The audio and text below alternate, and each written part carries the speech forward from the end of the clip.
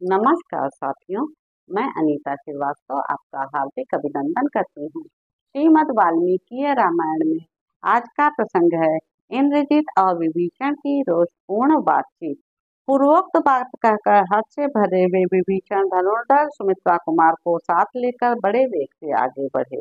थोड़ी ही दूर जाने पर विभीषण ने एक महान वन में प्रवेश करके लक्ष्मण को इंद्रजीत के कर्मानुष्ठान का स्थान दिखाया। वहां एक बरगद का वृक्ष था जो श्याम मेघ के समान सघन और देखने में भयंकर था। रावण के तेजस्वी भ्राता विभीषण ने लक्ष्मण को वहां की सब वस्तुएं दिखाकर कहा, सुमित्रा नंदन, यह बलवान रावण कुमार प्रतिदिन यहीं आकर पहले भूतों को बलि देता, उसके बाद युद्ध में प्रवृत्त होता है। इसी से संग्राम भूमि में यह राक्षस संपूर्ण भूतों के लिए अदृश्य हो जाता है और उत्तम बाणों से शत्रुओं को मारता तथा बांध लेता है। अतः जब तक यह इस बरगद के नीचे आए, उसके पहले ही आप अपने तेजस्वी बाणों द्वारा इस बलवान रावण कुमार को रथ, घोड़े और सारथी सहित नष्ट कर दीजिए। तब बहुत अच्छा कहकर मित्रों का आनंद बढ़ाने वाले महातेजस्वी सुमित्रा कुमार अपने विचित्र धनुष की टंकार करते हुए वहां खड़े हो गए। इतने में ही बलवान रावण कुमार इंद्रजीत अग्नि के समान तेजस्वी रथ पर बैठा हुआ कवच, खड्ग और ध्वजा के साथ दिखाई पड़ा। तब महातेजस्वी लक्ष्मण ने पराजित न होने वाले पुलुस कुल नंदन इंद्रजीत से कहा, राक्षस कुमार, मैं तुम्हें युद्ध के लिए ललकारता हूँ। तुम अच्छी तरह संभल कर मेरे साथ युद्ध करो। लक्ष्मण के ऐसा कहने पर महातेजस्वी और मनस्वी रावण कुमार ने वहां विभीषण को उपस्थित देख कठोर शब्दों में कहा, राक्षस, यहीं तुम्हारा जन्म हुआ और यहीं बढ़कर तुम इतने बड़े हुए। तुम मेरे पिता के सगे भाई और मेरे चाचा हो, फिर तुम अपने पुत्र से मुझसे क्यों द्रोह करते हो? दुर्मते, तुम में न तो कुटुंबी जनों के प्रति अपनापन का भाव है, न आत्मीय जनों के प्रति स्नेह है और न अपनी जाति का अभिमान ही है।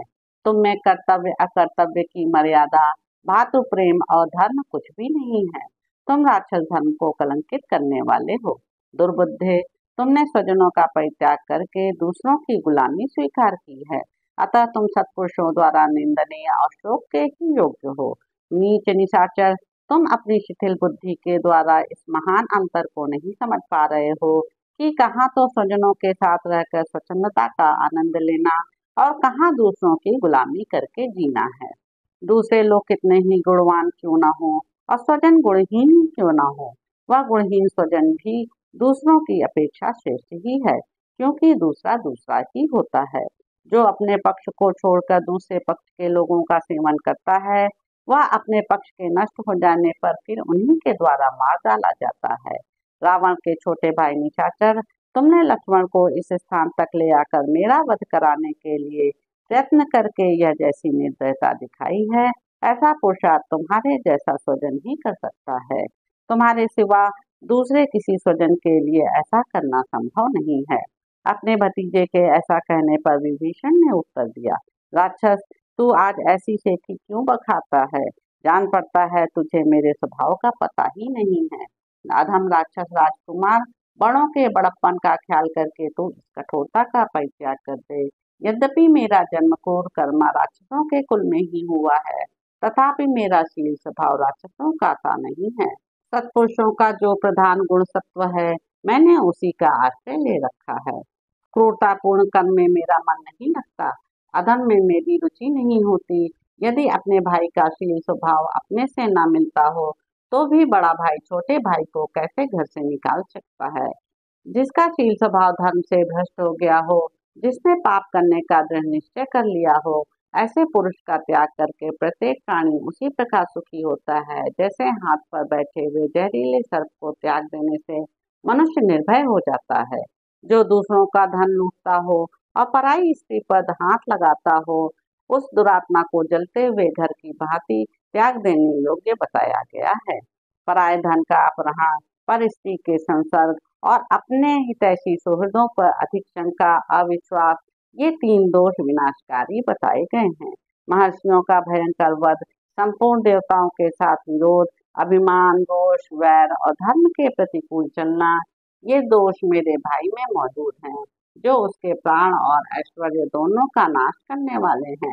जैसे बादल पर्वतों को आच्छादित कर देते हैं उसी प्रकार इन दोषों ने मेरे भाई के सारे गुणों को ढक दिया है। इन्हीं दोषों के कारण मैंने अपने भाई एवं तेरे पिता का त्याग किया है। अब न तो यह लंकापुरी रहेगी, न तू रहेगा और न तेरे पिता ही रह जाएंगे। राक्षस, तू अत्यंत अभिमानी, उद्दंड और बालक है, काल के पास में बंधा हुआ है, इसलिए तेरी जो जो इच्छा हो मुझसे कह ले। नीच राक्षस, तूने मुझे जो कठोर बात कही है उसी का यह फल है कि आज तुझ पर यहाँ घोर संकट आया है। अब तू बरगद के नीचे तक नहीं जा सकता। ककुस्त कुलभूषण लक्ष्मण का तिरस्कार करके तू जीवित नहीं रह सकता। अतः इन नरदेव लक्ष्मण के साथ रणभूमि में युद्ध कर यहाँ मारा जाकर तू यमलोक में पहुंचेगा और देवताओं का कार्य करेगा। अब तू अपना बढ़ा हुआ सारा बल दिखा, समस्त आयुधों और सहायकों का व्यय कर ले, परंतु लक्ष्मण के बाणों का निशाना बनकर आज तू सेना सहित जीवित नहीं लौट सकेगा। तो इस प्रकार साथियों, युद्ध कांड में निहित 87वां सर्ग यहाँ पर समाप्त होता है। इसके अगले अंक में आप जानेंगे कि लक्ष्मण और इंद्रजित की परस्पर रोष भरी बातचीत और घोर युद्ध। तो अब आपसे अगले अंक में मुलाकात होगी। मेरे YouTube चैनल संवाद विद अनीता को लाइक करें, शेयर करें, सब्सक्राइब करें। धन्यवाद सर।